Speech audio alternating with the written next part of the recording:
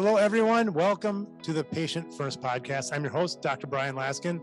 Of course, at the Patient First Podcast, we talk about the great disconnect, the disconnect between dental teams and their patients, and how addressing our patients' conveniences is the best new way to grow your practice. And we have a great guest today.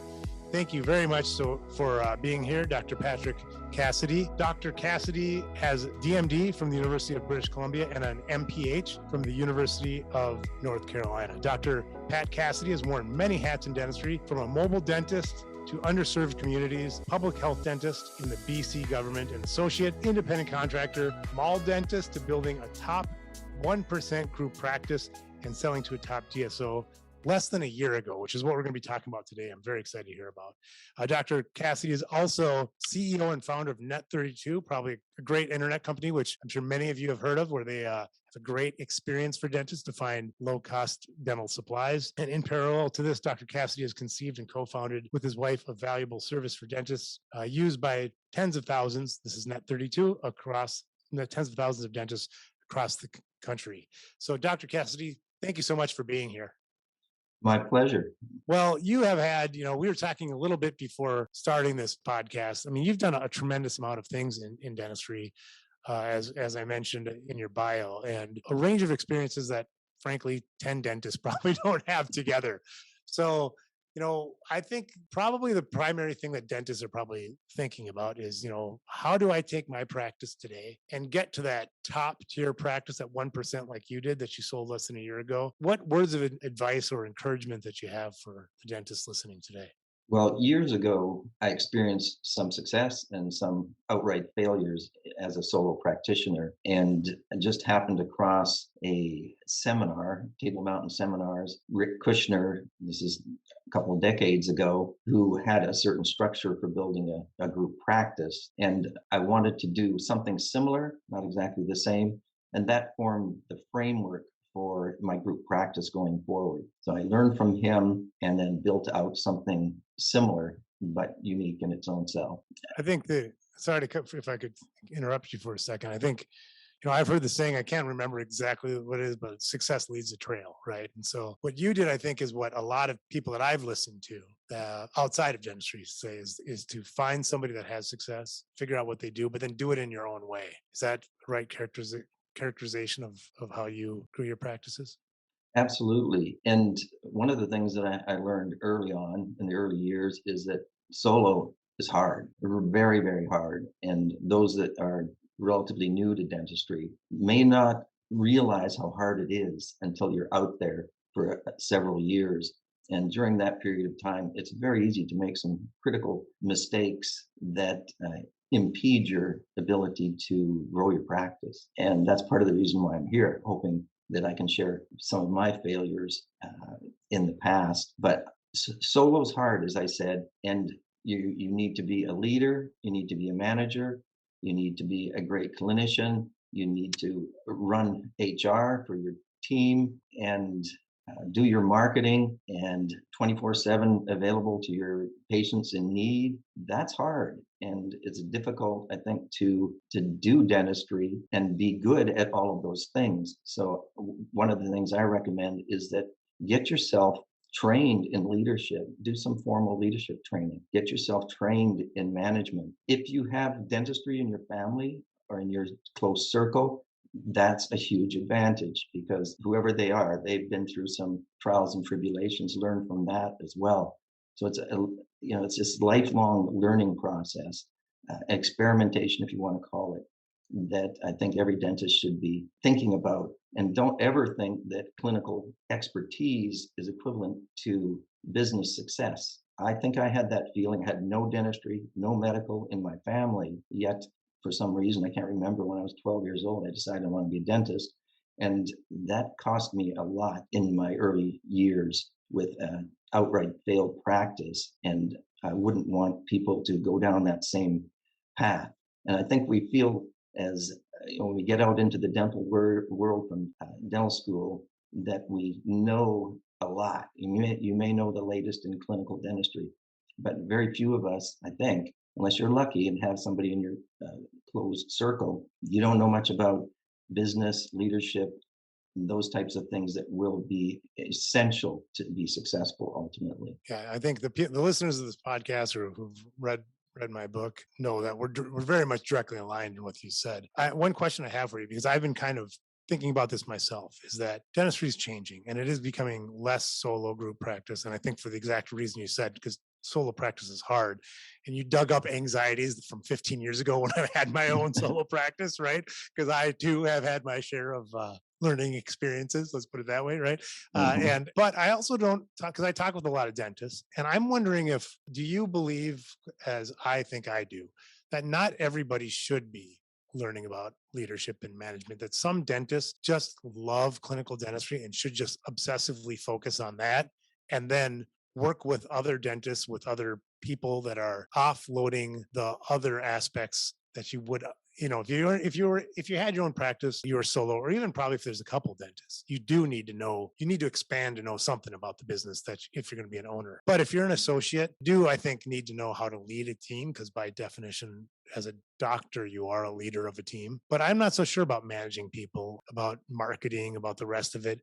I think that we are entering a period of time, for the first time in my 20-year career, where it's a really good position to be an associate dentist, to be working for organization or a company that can offload those tasks for you. And I wouldn't have said that 20 years ago. Do you agree with that? Yeah, totally. And I think that's one of the advantages of a group practice. If you either are part of it or you're building your own group practice, to bring on people that have special areas of interest. Like in my group practice, we had one of our doctors was into endo. One of them is cosmetic dentistry, and et cetera, et cetera.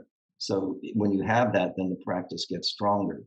And I think that that's a great opportunity for somebody who's focused on clinical dentistry, especially if they have a particular area that they're interested in, to exist in a group practice where you may have enough periodontal practice patients to be able to do more perio. If you like perio, you do more endo. You like endo. So I think there's so many advantages to group, and the sharing of clinical and management and leadership responsibilities is a big part of group practice. It's just in my strong opinion, it's a good life for a dentist to be in a group, and it's really hard to be solo unless you're a savant, and you hear about the savants that are just, they have tons of new patients, they have a lot of success, and they talk about, how you can be as successful as them. But most of us aren't savants. We have to work at let's say, a lower level of productivity, and maybe we're not as good at attracting new patients. So group solves a lot of problems, and I can talk about that for a long time. But if I can just spend a couple of minutes to talk about the structure of the group that I built, maybe that will help some of the people out there. It's not just building a group practice, because the principles associated with taking care of your patients are the same. It's just bigger and broader. So some of the things that we focused on and that Kushner pushed was, if you can, and you're not going to do this in Manhattan, find a street corner with a light, and where people have to stop, put up the biggest sign you can put up, and freestanding building. Dentists seem to think that they can be okay in a 5-story building and, room 502 and run a practice. Visibility is important. And if you want to have a great advantage right off the bat, and I know it's an expensive undertaking, being visible is great. Put up the biggest sign you can put up, preferably that where you can change the message, and leverage that. And that's what I did. Followed Kushner in that way, on a street corner, freestanding building, 4,500 square feet, 10 ops, 6 clinical ops, 4 hygiene ops, and then use the physical plant to its maximum. We were at times 7 days a week, 12 hours a day. The doctors worked 6-hour shifts. They picked their shifts, and you can be very profitable that way. I chose to bring in independent contractors rather than employees, and rather than giving equity. The key to that is to be patient with your doctors. It's not going to work every time you bring somebody in. It may seem good on the surface, just like any relationship, but it can go bad, just like any relationship.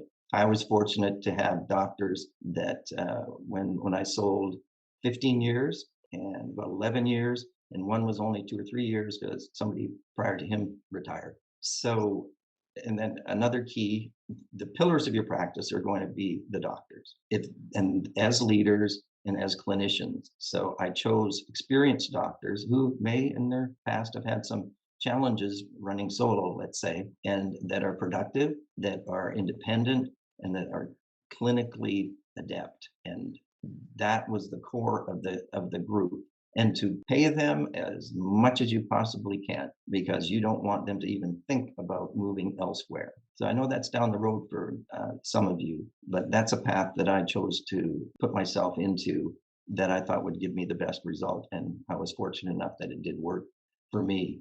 Also, one of the things that I did over time was to reduce my hours and do more leadership, more management. And my wife, being an accountant and watching the bottom line very closely, when I first started to do that years ago, she's like, well, you're a clinician, you're a productive clinician. You're going to pull out, we're going to lose money. Well, every time I did that and I reduced my hours, we became more profitable because I concentrated more on marketing and systems. And you got to have top systems, just like the DSOs have. They have systems like you can't even imagine. And if you can create those kinds of systems within your own practice, and that's what I worked on week after week, year after year, was improving the systems.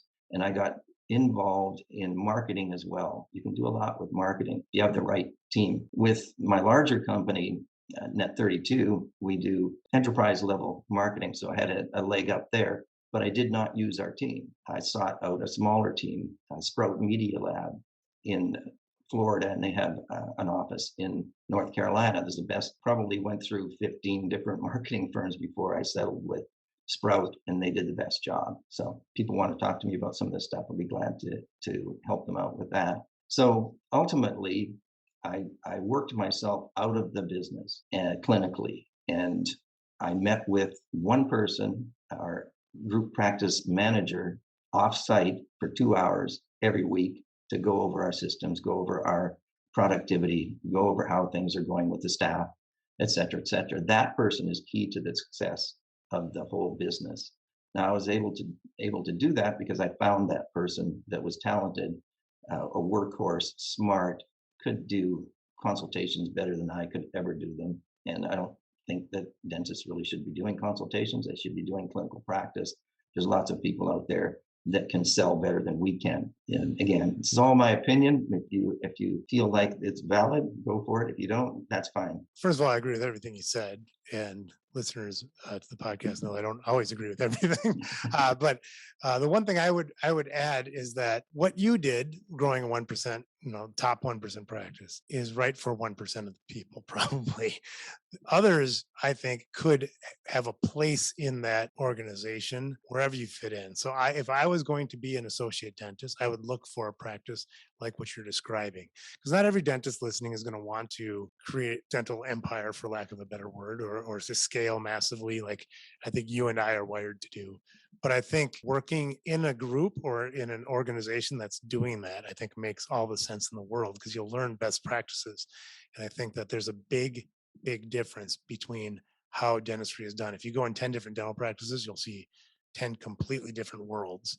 And building on systems and all the things that you've mentioned, like one of my mistakes was being in a medical building for a few years, where I was on the third floor packed in the corner, then bought the biggest building I could find in an area, and it was one of the most risky financial decisions I made, because I live in an expensive area where, even if I was in Manhattan, I probably would be looking for that corner spot too, because I think there's a reason why those rents, that real estate is expensive, and long term it makes the most sense. So I couldn't agree with you more. One thing I'm intrigued, because peek behind the curtain at the Patient First podcast, because this is a relatively new format for our podcast, and actually you're the second person that we've interviewed on this podcast, and the first person I didn't use the questions that my team and I agreed to use, because I didn't know if anybody would want to answer it. And it was actually, what's your biggest failure? Because I think that's very interesting for people. And obviously, because you and I talked a little bit before this podcast, that unless your intent is off, there's only two end results on trying something. You either have success or you learn. And so from the aspect of that, our biggest failures are the biggest things that we learn from. And so you kind of offered this up multiple times. So I am gonna ask you, what do you view as your biggest learning experience that others may classify as a failure? That's easy.